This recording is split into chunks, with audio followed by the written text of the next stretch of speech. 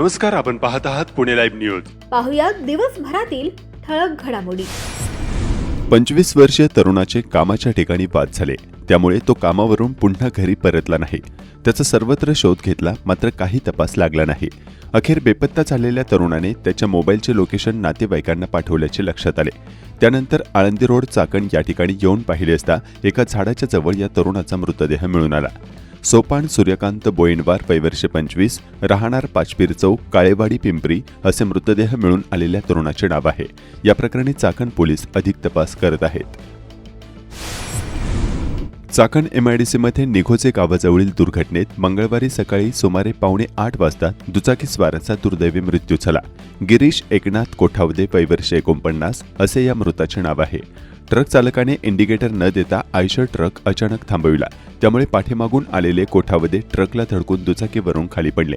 नेमक्या त्याच वेळी पाठीमागून आलेल्या अज्ञात वाहनाचे चाक दुचाकीस्वार व्यक्तीच्या डोक्यावरून गेले, त्यामुळे त्यांचा जागीच मृत्यू झाला.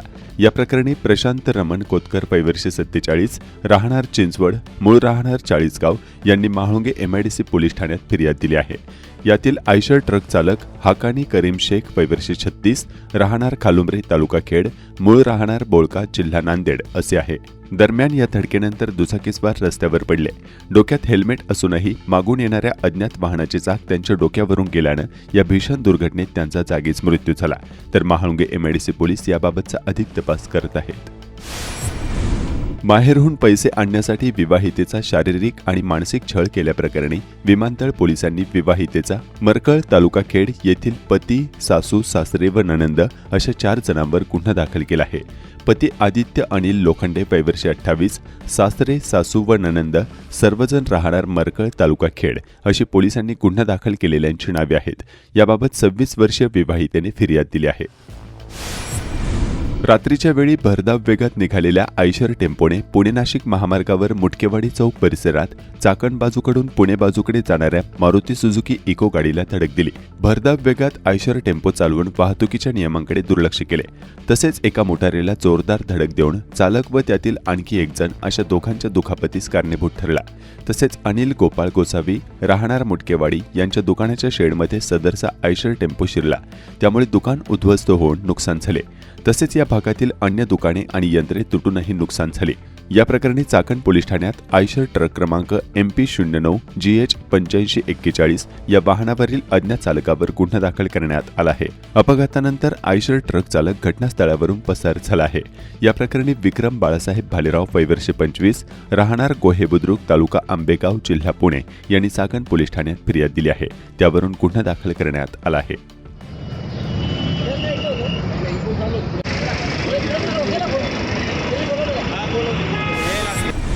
चाकण औद्योगिक भागात काचा काळ्या असणाऱ्या 4चाकी वाहनांवर धडक कारवाई सुरू करण्यात आली आहे. चाकण एमआयडीसी परिसरात राजरोसपणे अशी वाहने घेऊन फिरणाऱ्या मंडळींवर म्हाळुंगे एमआयडीसी पोलिसांनी कारवाईचा बडगा उगारला आहे. अशा वाहन चालकांवर नियमानुसार दंडात्मक कारवाई करण्यात येत आहे.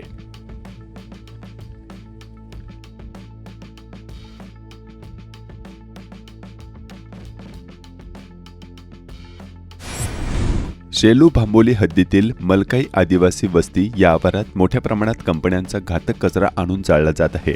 यातून विषारी धुराचे लोट मोठ्या प्रमाणात या परिसरात पसरतात. या सर्वांचा स्थानिक नागरिकांच्या आरोग्यावर परिणाम होतो आहे. प्रशासनाने यावर कारवाई करण्याची मागणी स्थानिक कार्यकर्ते समीर ठोंबरे व ग्रामस्थांनी केली आहे.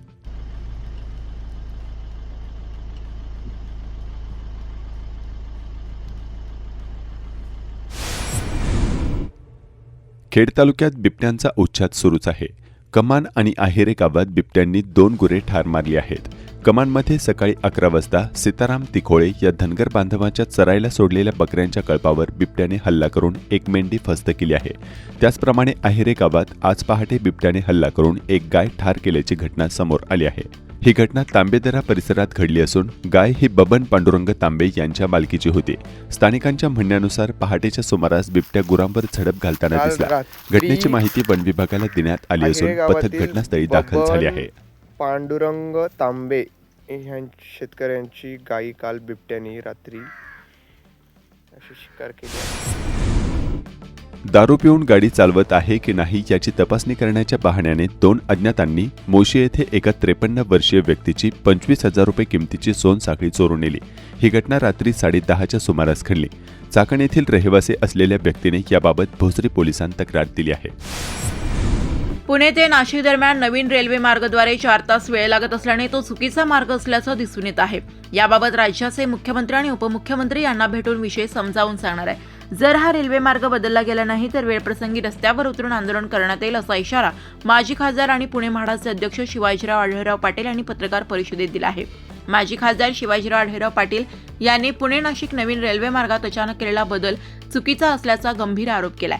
हा मार्ग आता चाकणऐवजी 26 मीटर रस्त्याच्या दिशेने वळवला जात असून यामुळे खेड शिरूर भागाचे प्रचंड नुकसान होणार असल्याचं त्यांनी सांगितलंय. पंतप्रधान नरेंद्र मोदी आणि मुख्यमंत्री देवेंद्र फडणवीस यांची भेट घेऊन हा प्रश्न मांडणार आहे असे सांगत ते म्हणाले, हा माझा ड्रीम प्रोजेक्ट होता. 2005 पासून मी याचा पाठपुरावा करतोय. सुरेश कलमाडी यांनी सर्वप्रथम ही मागणी लावून धरली होती. 2016 मध्ये 2400 कोटींचा खर्च ठरला. केंद्र राज्याने अर्धा खर्च उचलायचं होतं. 2019 मध्ये भूसंपादनाला सुरुवात झाली. 900 कोटींपेक्षा जास्त रक्कम जमिनींसाठी दिली गेली.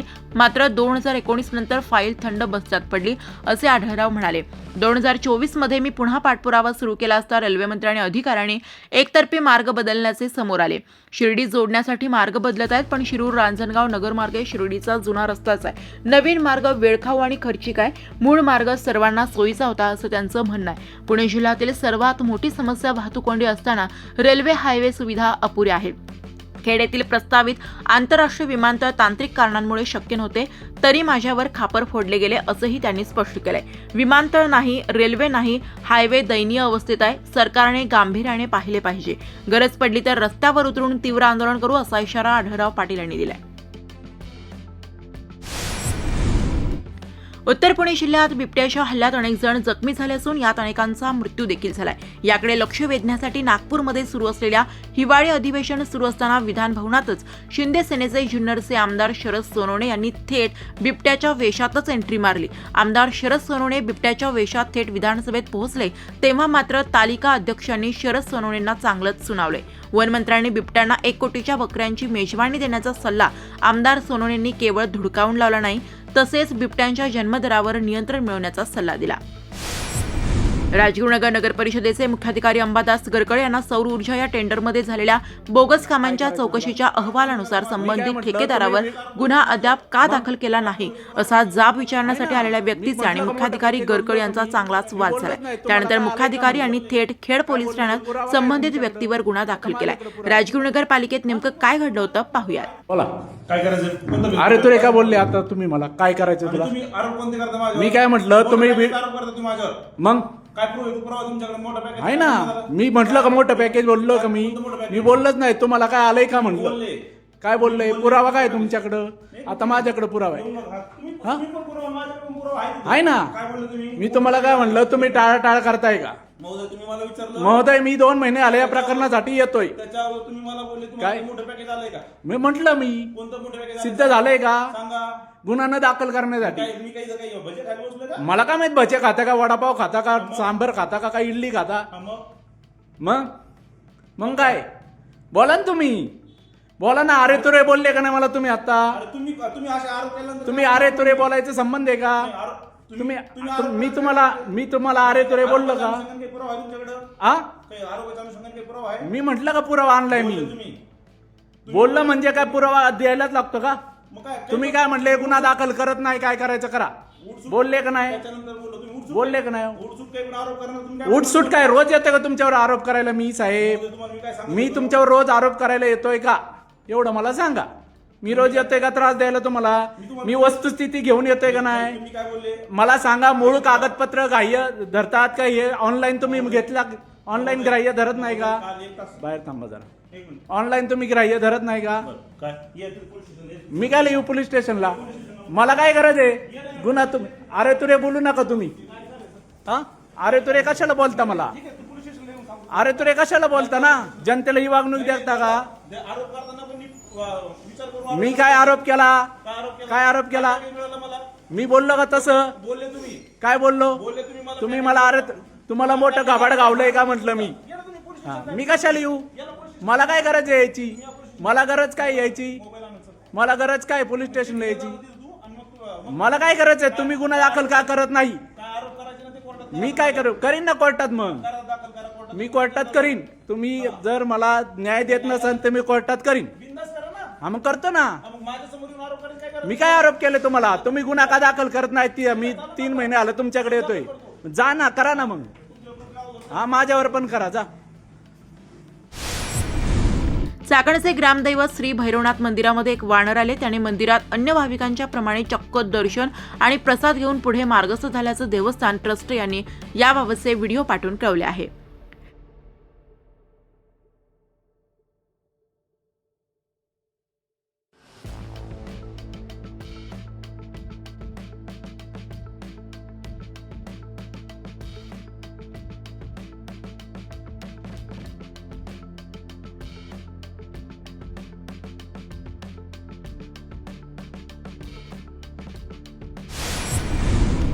चाकणचे ग्रामदैवत श्री भैरवनाथ महाराजांच्या नवीन मूर्ती प्राणप्रतिष्ठापनेचा 4th वर्धापन दिन सोहळा चाकणमध्ये साजरा होत आहे. या निमित्ताने रुद्राभिषेक, कीर्तन तसेच भव्य बैलगाडा शर्यतीचे आयोजन करण्यात आले. 12 डिसेंबर 2025 पासून या सर्व कार्यक्रमांना सुरुवात होत असल्याची माहिती भैरवनाथ देवस्थान ट्रस्ट यांच्याकडून देण्यात आली आहे. आज आपल्या चाकणगावचं ग्रामदैवत आणि आपल्या चक्रशरच्या आराध्य दैवत ह्या दोन्ही देवस्थानाच्या कृपा आशीर्वादाने आपल्या गावचं ग्रामदैवत भैरवनाथाच्या 12/12/2025 रोजी 4 वर्ष मूर्ती प्राणप्रतिष्ठा करून झाली आहे. त्या निमित्ताने उद्या 12/12/2025 रोजी पहाटे 5 वाजता महाराजांचा अभिषेक होईल. तर सर्व ग्रामस्थांनी त्या अभिषेकासाठी हजर राहावं. आणि दुसरं नंतर त्या 7च्या नंतर रुद्राभिषेक होणार आहे, होम हवन होणार आहे. त्यानंतर संध्याकाळी आपले माऊली फलके महाराजांचं कीर्तन होणार आहे. त्याच्यानंतर महाप्रसादाचा कार्यक्रम होणार आहे. त्या निमित्ताने 4थ्या वर्धापन दिनिमित्ताने आपण 16 आणि 17ला रोखल या ठिकाणी भव्य अशा बैलगाड्या शर्यतीचं नियोजन केलेलं आहे. ते ह्या भैरवनाथाच्या आशीर्वादाने हे कार्यक्रम व्यवस्थित चांगले पार पडतील अशी मी अपेक्षा करतो आणि पुन्हा लाईव्हला धन्यवाद देतो. एवढंच सांगून मी थांबतो. खेड तालुक्यातील निवडणूक आता सर्वसामान्य कार्यकर्त्यांच्या आवाक्यात राहिलेली नाही. नागरीकरण आणि औद्योगिकदृष्ट्या यामुळे साधन झालेल्या या भागात सध्या साध्या ग्रामपंचायत पासून नगर परिषदपर्यंतच्या निवडणुकांमध्ये उतरण्यासाठी लाखो ते कोट्यावधी रुपये खर्च करण्याची तयारी ठेवावी लागते. त्यामुळे गैरमार्गाने माया जमवलेले एजंट, अवैध धंदेचालक आणि लोकांच्या जमिनी लुटलेले भूमाफिया याचाच राजकारणात बोलबाला दिसून येत आहे. अनेक तरुण सामाजिक कार्यकर्ते सर्वसामान्य माणसांच्या सुखदुःखात अडीअडचणीत सहभागी असणारे प्रत्यक्ष निवडणुकीच्या प्रक्रियेपासून मात्र दूर राहणेच पसंत करत असल्याचं चित्र खेड तालुक्यात पाहावयास मिळत आहे. राजगुरू नगरपालिका निवडणुकीत माघार घेतलेले सामाजिक कार्यकर्ते दीपक थिगडे यांनी याबाबत काय सांगितलंय पाहूया. नमस्कार, मी ॲडव्होकेट दीपक रामदास थिगडे. आत्ता जी काही राजगुरू नगर परिषदेची निवडणूक झाली त्या निवडणुकीच्या अनुषंगाच्या निमित्ताने मी निवडणूक आत्मवण्याच्या प्रयत्नात होतो. परंतु मला त्या ठिकाणी काय मोठ्या प्रमाणात पैशाचा वापर झाला असला किंवा लोकशाहीमध्ये परंतु प्रचंड पैशाचा वापर केला गेल्यामुळे त्या ठिकाणी मला काही संधी भेटली गेलेली नाही. परंतु जे काही मागच्या 10 वर्षामध्ये आमच्या राजगुरू शहरामध्ये प्रचंड मोठ्या प्रमाणात ठेकेदारी किंवा टक्केवारीचा माज झालेला आहे किंवा त्या ठिकाणी बोकाळली गेलेली आहे. परंतु आता येणारे जे काही लोकनियुक्त नगराध्यक्ष असतील किंवा लोकप्रतिनिधी असतील किंवा नगरसेवक असतील यांना विनंती आहे की या ठिकाणी तुमच्या नगरपालिकेच्या कारभारावर राजगुरूवासी आम्ही वाट ठेवण्याचं काम करणार आहे, लक्ष घालणार आहे. कोणत्याही प्रकारचा जो काही आम्ही कर रुपी टॅक्स पैसा भरतो त्या पैशाचा गैरवापर होऊन दिला जाणार नाही आणि त्या ठिकाणी प्रत्येक कामावर लक्ष ठेवण्याचं काम आम्ही राजगुरू करणार आहोत. चाकण औद्योगिक क्षेत्रातील पथेजा कंपनी कामगारांची व्यथा अजूनही जैसे थे आहे. केवळ 2 लाख प्रत्येकी कामगार यांना दिले असून शासनाने लक्ष घालून भविष्य निर्वाह निधीसह सन्मानाने जगता येईल एवढी रक्कम निश्चित करून सर्व 600 कामगार यांना द्यावी अशी मागणी कामगार करत आहेत. मी भाऊसाहेब वेताळ अहमदनगर जिल्ह्यातून आलेलो आहे. फतेजाचा मी पहिला कामगार होतो. आमचं कंपनी गेली 25 वर्षापासून बंद पडलेली असून का आमचे 600 कामगार का त्यांचे कुटुंब आज देशोधडीला लागलेत. आमच्या जागेची किंमत साधारणतः 8 ते 10 लाख रुपये असताना देखील का काही संकटांनी का ती 2 लाख रुपये गुंठ्यांनी विकली गेली आणि आमच्या पदरात निराशेचा क्षण आज रोजी आलेला आहे. त्याच्यामुळं आम्ही आज अहमदनगर सगळ्या जिल्ह्यातून लोक आज इथं जमा झाले. त्यांचा उद्रेक पाहता का बाबा ही जी मंडळी इथं जमा झालेली आहे का बाबा यांना ही जी रक्कम आम्हाला 2-2 लाख रुपये दिलेत का हे पुरेसं नाही का? आज आमचं वय साधारण सगळ्यांचं 50च्या वर गेलेलं असल्या कारणानं का ही रक्कम आम्हाला पुरेशी नाही, म्हणून आमचा हा उद्रेक आहे. शासनाला आमची एवढीच विनंती आहे की आम्हाला हा का याचा फेरविचार करून का बा आमच्या पत्रात काहीतरी हा निराशेचा जो क्षण आलेला आहे व याच्यातून आमच्या पत्रात काहीतरी फुलाची पाकळी टाकण्यात यावी ही आमच्या सर्व फतेजा कामगार बंधूंच्या वतीने नम्र विनंती आहे. कंपनीची 50 एकर जागा असताना देखील आम्हाला कमी हिसाब मिळाला आहे. त्याच्यानंतर आमचा कंपनीचा सगळं जवळपास 140 एकराचा प्लॉट होता. 140 एकराचा प्लॉट असून देखील का आमचा PF कुठल्याही प्रकारे दिला नाही. आमचा PF जमा करण्यात यावा आणि कामगारांच्या ग्रॅज्युटी मिळण्यात यावी का. आणि त्याच्या पुढचं सांगतो मी का आम्हाला जर पेन्शन रूपी काही फुलाची पाकळी देता आली तर शासनाने याच्यावर गंभीरतेने विचार करावा ही आमच्या फतेजा कामगारांची पूर्ण विनंती आहे. कंपनी ही फोर्जिंग कंपनी असल्या कारणानं काम त्याचा क्वालिफाईड कामगार नव्हता. त्याच्यामुळं जी कंपनी आमची बंद झाली त्याच्यामुळं चांगली सर्व्हिस ही काय कोणाला लागलेली नाही. त्याच्यामुळं कामगार हे आमचे पूर्णपणे देशोधडीला लागलेले आहेत. तयारी लोकल काम करतात आणि आपल्या कुटुंबाचा उदरनिर्वाह करण्यात हमाली करतात. अशा प्रकारे काम करतात. कुठल्याही चांगल्या पोस्टवर आमचा कामगार नाही, कारण फोर्जिंग ही कंपनीमुळे तर तिथं क्वालिफाईड माणूस लागतच नव्हता. असं सांगण्यात येतं का बा आज ही जी आमच्यावर जी वेळ आली का आज हे इंडस्ट्रीयलमध्ये का बा अशी वेळ ज्या फतेच्या कामगारांवर जी आली 25 वर्ष काम हे लढा देऊन सुद्धा आमच्या हातात 2 लाख रुपये आले तर अशी वेळ दुसऱ्या कंपनीवर येऊ नये का हे राज्यकर्त्यांनी याच्यावर वेळीच लक्ष देऊन याच्यावर निर्बंध आणावेत ही विनंती. त्याचकमान धरण परिसरातील आदर्श गाव वेताळ येथे ग्रामीण महिला उपजीविका सक्षमीकरण प्रोजेक्ट अंतर्गत इंडिको अफार्म चैतन्य संस्थेच्या सहयोगातून गावातील 350 घरांना ओल्या व सुक्या कचऱ्यासाठी डस्टबिनचे वाटप करण्यात आलं. तसेच आंबा, चिकू, फणस, नारळ, लिंबू, पेरू, आवळा, शेवगा, जांभूळ आदी 1000 फळझाडांचे वाटप करण्यात आले. रामभाऊ माळगी माध्यमिक व उच्च माध्यमिक विद्यालय कडूस तालुका खेड येथे 53वे खेड तालुकास्तरीय विज्ञान प्रदर्शन संपन्न झाले.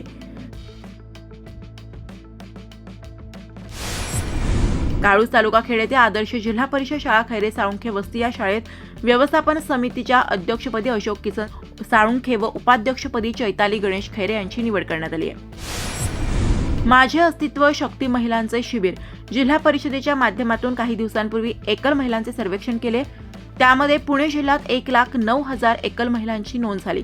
विशेष म्हणजे या सर्व्हेमध्ये 28,761 एकल महिलांना आरोग्य तपासणी व मोफत उपचाराची गरज असल्याचं समोर आले, तर 54,891 एकल महिलांना साक्षर करण्याची गरज आहे. त्यामुळे माझे अस्तित्व हा विशेष प्रकल्प सुरू करण्यात आलाय. या उपक्रमांतर्गत एकल महिलांना सातबाऱ्यावर नाव नोंदवणे, घरपट्टी व घरकुलाच्या कागदपत्रांवर नाव नोंदवणे, रेशन कार्ड, आधार कार्ड, आयुष्यमान भारत कार्ड आदी आवश्यक कागदपत्रे उपलब्ध करून दिली जाणार आहेत. त्यासाठी पुणे जिल्ह्यात ठिकठिकाणी विशेष शिबिराचे आयोजनही करण्यात आले.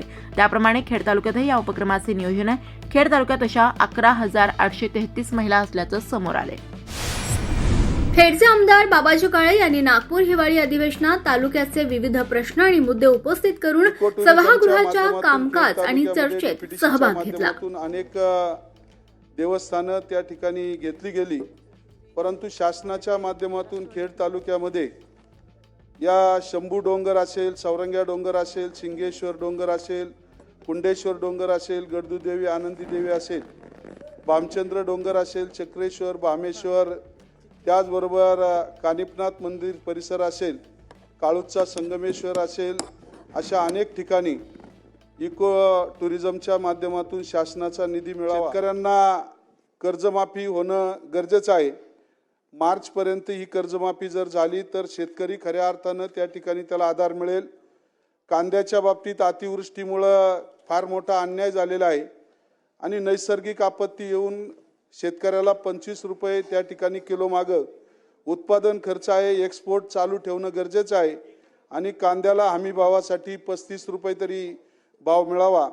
कृषी विभागाच्या माध्यमातून खेड तालुक्यामध्ये इमारत प्रशासकीय मान्यता मंजूर झालेली आहे. त्याला 15 कोटी रुपयाच्या निधीची तरतूद होणं गरजेचं आहे. शेतकऱ्यांचं लाईट बिल माफ होण्यासाठी अधिकची तरतूद करावी. शेतकऱ्यांना दूध व्यवसायासाठी, जनावरं खरेदीसाठी 0% व्याजदरानं अधिकचं कर्ज मिळावं. हिरड्याला हमीभाव मिळावा. माननीय सदस्य बाबाजी काळे. माननीय अध्यक्ष महोदय, या ठिकाणी बाब क्रमांक 26, बाब क्रमांक 41, पान क्रमांक 30, बाब नंबर 47 या माध्यमातून महसूल विभागावर बोलत असताना महसूल विभागाच्या माध्यमातून शेतकऱ्यांच्या जिव्हाळ्याचा विषय म्हणजे शेती रस्त्यांच्या संदर्भात या ठिकाणी शेतकऱ्यांच्या अनेक अडचणी आहेत. त्या संबंधित पाणंद रस्ते योजनेच्या माध्यमातून लवकरच सर्वेक्षण होऊन त्या ठिकाणी शेतकऱ्यांना ताबे मिळावेत आणि त्यासाठी लागणारा निधी त्या ठिकाणी लवकरात लवकर मातोश्री पाणंद रस्ते योजनेच्या माध्यमातून मिळावा.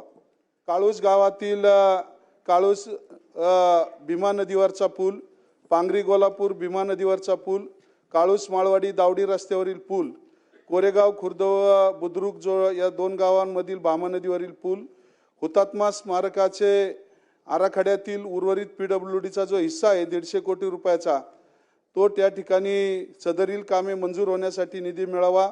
पुरातत्व विभागाची कामं सुरू आहेत परंतु PWDची कामं निधी अभावी अद्यापपर्यंत बंद आहेत.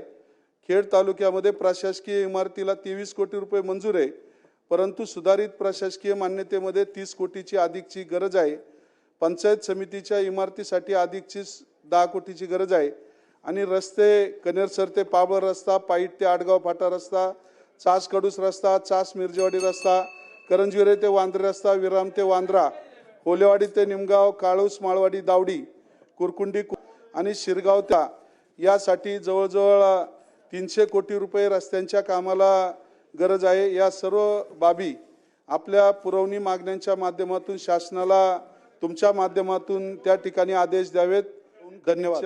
निधीच्या माध्यमातून अनेक कामं त्या ठिकाणी होऊ शकतात परंतु गौण खनिज खेड तालुक्यामध्ये मोठ्या प्रमाणामध्ये या ठिकाणी मिळत असतो आणि खेड तालुक्यासाठी मोठ्या प्रमाणामध्ये महसूल विभागाच्या माध्यमातून गौण खनिजचा निधी मिळून त्यामधून रस्ते असतील, शाळा असतील, अंगणवाड्या असतील, आरोग्य विभागाची कामं असतील आणि इतरही कामं त्यामधून व्हावीत त्यासाठीचा हक्काचा निधी खेड तालुक्याला मिळावा.